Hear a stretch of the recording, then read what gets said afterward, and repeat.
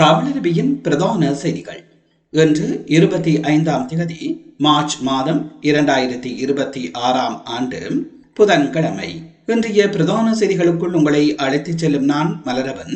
இன்றும் பிரதான செய்திகள் வாயிலாக தாயகம் மற்றும் சர்வதேச செய்திகளோடு இணையலாம். முதலில் தாயக செய்திகள்.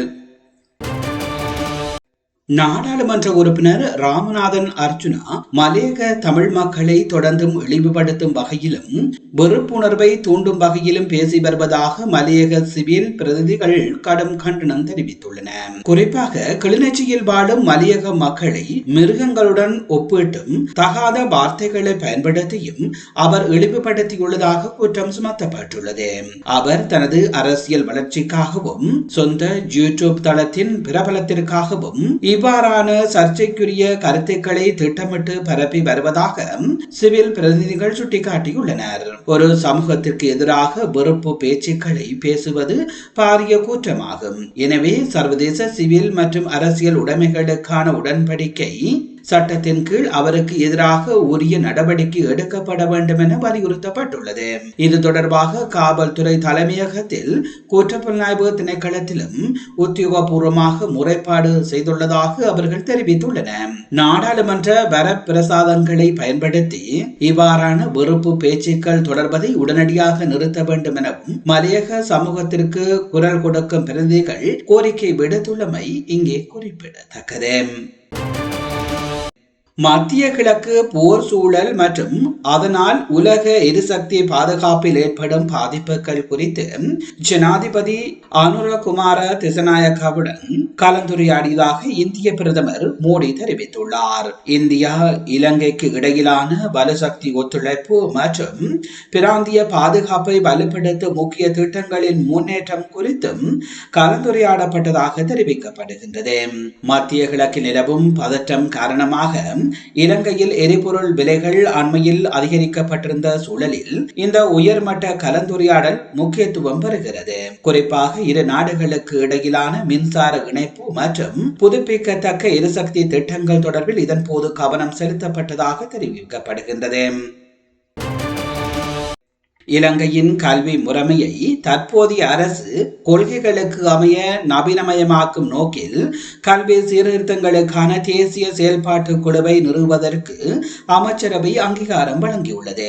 கடந்த 2019ஆம் ஆண்டு ஆரம்பிக்கப்பட்ட புதிய கல்வி சீர்திருத்தங்கள் தற்போதைய அரசாங்கத்தின் கொள்கைகளுக்கு அமைய மாற்றி அமைக்கப்பட்டு 2026ஆம் ஆண்டில் முதலாம் தரத்திற்கு நடைமுறைப்படுத்தப்பட உள்ளதுடனும் 6ஆம் தரத்திற்கான சீர்திருத்தங்கள் 2027ஆம் ஆண்டு முதல் நடைமுறைப்படுத்த திட்டமிடப்பட்டுள்ளது. இந்த சீர்திருத்த செயல்பாடுகளை தொடர்ச்சியாக கண்காணிக்கவும் ஒழுங்குபடுத்தவும் கல்வி, உயர்கல்வி மற்றும் தொழிற்கல்வி அமைச்சர் என்ற ரீதியில் பிரதமரினால் முன்வைக்கப்பட்ட யோசனைகளுக்கு அமைய இந்த குழு அமைய உள்ளது. குழுவில் அமைச்சர்கள், தொழில் சார்ந்த நிபுணர்கள், அதிகாரிகள், தொழில் வல்லுநர்கள் மற்றும் தொழிற்சங்க பிரதிகள் ஆகியோர் உள்வாங்கப்பட உள்ளமை குறிப்பிடத்தக்கது. எரிபொருள் விலையில் சலுகைகளை வழங்கும் போதும் அது தகுதியுடையவர்களை சென்றடையும் வகையில் இலக்கு வைக்கப்பட வேண்டும் எனவும் கோடீஸ்வரர்களுக்கும் பெரும் பணக்காரர்களுக்கும் எரிபொருள் மானியம் அவசியமற்றது எனவும் எதிர்க்கட்சி தலைவர் சஜித் பிரேமதாச தெரிவித்துள்ளார். கல்வித்துறையில் எழுந்துள்ள சிக்கல்கள் குறித்து கலந்துரையாடுவதற்காக நடைபெற்ற சந்திப்பு ஒன்றில் உரையாற்றும் போதே அவர் இதனை கூறினார். அவர் மேலும் தெரிவிக்கையில், அரசு எரிபொருள் மானியத்தை வழங்க தொடங்கும் போதும் நடுத்தர வர்க்கத்தினர் முதல் ஏழை எளிய மக்கள் வரை பயன்பெறும் வகையில் அதனை வடிவமைக்க வேண்டும். பெரும் வசதி படைத்தவர்களுக்கு இந்த மானியம் தேவையில்லை. தற்போதைய அரசு எரிபொருள் விலையை அதிக சதவீதத்தால் அதிகரித்துள்ளது.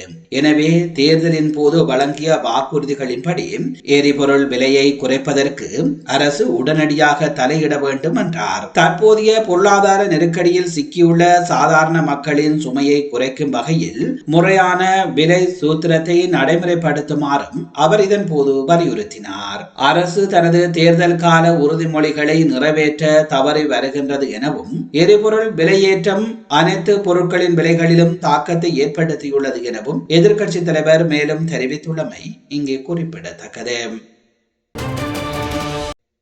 மத்திய கிழக்கு போர் நாளைக்கு முடிவுக்கு வந்தாலும் எண்ணெய் உற்பத்தி உட்கட்டமைப்புகள் மீது ஏற்பட்டுள்ள பாதிப்புகள் காரணமாக இலங்கை பொருளாதாரத்தில் ஏற்பட்டுள்ள தாக்கம் ஒரே இரவில் நீங்கிவிடாது என்றும் அமைச்சரவை பேச்சாளர் அமைச்சர் நலிந்த ஜெயதீச தெரிவித்தார். கொழும்பில் இடம்பெற்ற ஊடகவியலாளர் சந்திப்பின் போது அவர் இதனை தெரிவித்துள்ளார். தற்போதைய நெருக்கடி நிலை தணியும் வரை மின்சாரம் மற்றும் எரிபொருள் பயன்பாட்டை குறைக்குமாறு அவர் பொதுமக்களிடம் வேண்டுகோள் விடுத்தார். எரிபொருள் விலை உயர்வு மற்றும் ஏனைய பொருட்களின் விலை உயர்வால் அதிகம் பாதிக்கப்படும் துறைகளை கண்டறிந்து அவற்றுக்கு தேவையான நிவாரணங்களை வழங்குவதற்கும் நிதி அமைச்சர் தற்பொழுது நடவடிக்கைகள் எடுத்து வருகின்றார் என்றும் அவர் தெரிவித்தார். மின்சார விநியோகத்தை துண்டிக்கும் எண்ணம் தற்போது அரசுக்கு இல்லை என்று கூறிய அவர், விலைகள் அதிகரித்த போதிலும் மின்சாரம் மற்றும் எரிபொருளை தடையின்றி வழங்குவதே அரசின் பிரதான நோக்கம் என அவர் தெரிவித்துள்ளமை இங்கே குறிப்பிடத்தக்கது.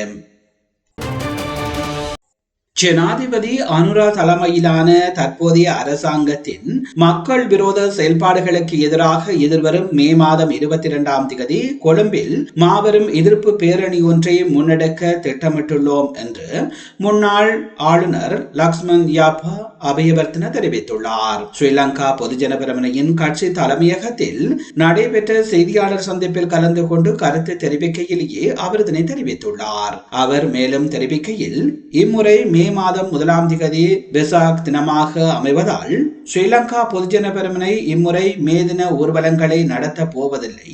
அதற்கு பதிலாக உழைக்கும் தொழிலாளர் வர்க்கத்தினருக்கு ஆசீர்வாதம் வேண்டி நாடு தழுவிய ரீதியில் விசேட ஆசீர்வாத பூசைகளை நடத்துவதற்கு தீர்மானித்துள்ளோம். இருப்பினும் தற்போதைய அரசாங்கத்தின் மக்கள் விரோத போக்கு மற்றும் முறையற்ற நிர்வாகத்தால் மக்கள் கடும் பாதிப்புகளை எதிர்கொண்டு வருகின்றன. இதற்கு எதிர்ப்பு தெரிவிக்கும் வகையில் மே மாதம் 22 கொழும்பில் மாபெரும் மக்கள் போராட்டத்தை நாம் முன்னெடுப்போம். இந்த அரசாங்கத்திற்கு வாக்களித்த மக்கள் இன்று தமது தீர்மானத்திற்கு பெரிதும் வருந்தும் நிலைக்கு தள்ளப்பட்டுள்ளனர் என அவர் மேலும் தெரிவித்துள்ளமை இங்கே குறிப்பிடத்தக்கது.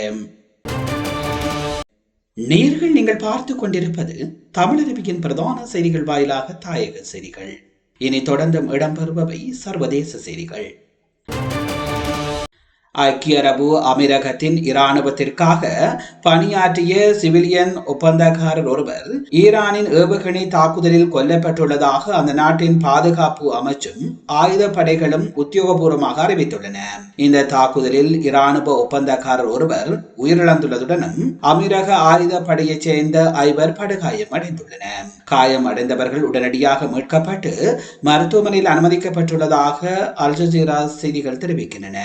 அமீரக இராணுவத்தினர் காயம் அடைந்ததும் ஒப்பந்தக்காரர் ஒருவர் கொல்லப்பட்டதும் இதுவே முதல் முறையாகும். இது இரு நாடுகளுக்கு இடையிலான உறவில் பாரிய மாற்றத்தை ஏற்படுத்தியுள்ளது. ஏற்கனவே சிக்கலாக நிலவி வரும் ஐக்கிய அரபு அமீரகம் மற்றும் ஈரான் இடையிலான உறவில் இந்த சம்பவம் ஒரு புதிய நெருக்கடியை தோற்றுவித்துள்ளதாக அரசியல் அவதானிகள் கருதுகின்றனர். மத்திய கிழக்கில் ஏற்கனவே போர் மேகங்கள் சூழ்ந்துள்ள நிலையில் ஈரானின் இந்த நேரடி ஏவுகணை தாக்குதல் வளைகுடா பிராந்தியத்தில் பெரும் பரபரப்பையும் ஏற்படுத்தியுள்ளதாக தெரிவிக்கப்படுகின்றது. மத்திய கிழக்கில் நிலவி வரும் பதற்றமான சூழல் மற்றும் ஹோர்முஸ் நீர்நிலையின் பாதுகாப்பு குறித்து இந்திய பிரதமர் நரேந்திர மோடியும் அமெரிக்க ஜனாதிபதி டொனால்ட் ட்ரம்பும் தொலைபேசி வாயிலாக கலந்துரையாடியுள்ளனர். கடந்த பிப்ரவரி 28 ஈரான் மீது அமெரிக்காவும் இஸ்ரேலும் இணைந்து நடத்திய தாக்குதலுக்கு பின்னர் இரு தலைவர்களுக்கு இடையிலான இடம்பெற்ற முதலாவது உத்தியோகபூர்வ உரையாடல் இதுவென கருதப்படுகிறது. இது தொடர்பான தகவல்களை பிரதமர் மோடி இந்தியாவுக்கான அமெரிக்க தூதுவர் செர்ஜியோ கோரும் தமது எக்ஸ் தளத்தில் உறுதிப்படுத்தியுள்ளார். இந்த கலந்துரையாடலின் போது பிராந்தியத்தில் போர் சூழல் தணிந்து அமைதி விரைவில் திரும்ப இந்தியா தனது ஆதரவை வழங்கும் என மோடி குறிப்பிட்டதாக தெரிவிக்கப்பட்டது. மேலும் உலக நாடுகளின் எரிசக்தி தேவைக்கு இந்த நீர்வழி பாதை மிகவும் முக்கியமானது. இது பாதுகாப்பாகவும் தடையின்றியும் இயங்குவது உலக நாடுகளின் தேவையாகும். இந்தியாவின் மசகு எண்ணெய் இறக்குமதியில் சுமார் 40% பங்களிப்பை இந்த நீர்நிலையை வழங்குகிறது. முன்னதாக நாடாளுமன்றத்தில் உரையாற்றிய பிரதமர் மோடி தற்போதைய மோதல் சூழலில் வான்வழி போக்குவரத்து, கப்பல் போக்குவரத்து மற்றும் எரிவாயு விநியோகம் போன்ற துறைகளில் பாதிப்புகள் ஏற்பட்டுள்ளதை என்பதை சுட்டிக்காட்டினார். இருப்பினும் பெட்ரோலியம், உரங்கள் மற்றும் நிலக்கரி போன்ற அத்தியாவசிய பொருட்கள் இந்தியாவில் போதுமான அளவு கையிருப்பில் உள்ளதால் இத்தகைய நெருக்கடிகளை சமாளிக்க தயாராக இருப்பதாகவும் அவர் உறுதியளித்ததாக தெரிவிக்கப்படுகின்றது. ஈரான் விவகாரத்தில் அமெரிக்கா ஜனாதிபதி டொனால்ட் ட்ரம்ப் வெளியிட்ட கருத்தை ஈரான் மறுத்துள்ளதை தொடர்ந்து சர்வதேச சந்தையில் மசகு எண்ணெய் விலை அதிரடியாக உயர்ந்துள்ளதாக அல் ஜஸீரா ஊடகம் செய்தி வெளியிட்டுள்ளது.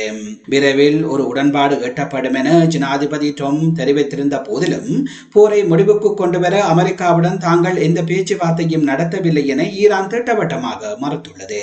இந்த இராணுவ முரண்பாடுகள் காரணமாக உலகளவிய எரிசக்தி விநியோகத்தில் ஏற்பட்ட நிச்சயமற்ற தன்மை வெளியேற்றத்திற்கு வழிவகுத்துள்ளது. சர்வதேச சந்தையில் பிராண்டன் ரக மசகு எண்ணெயின் விலை இன்று 1.8% உயர்ந்து ஒரு பீப்பாய் $101.77 பதிவாகியுள்ளது. கடந்த பிப்ரவரி 28 அன்று போர் தொடங்குவதற்கு முன்பு இதன் விலை வெறும் $66 இருந்தமை குறிப்பிடத்தக்கது. நீங்கள் பார்த்து கொண்டிருப்பது தமிழருவியின் பிரதான செய்திகள் வாயிலாக தாயகம் மற்றும் சர்வதேச செய்திகள்.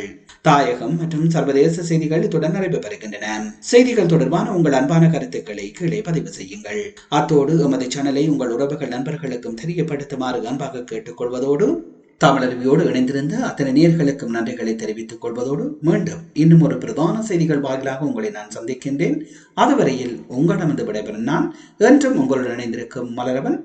நன்றி, வணக்கம்.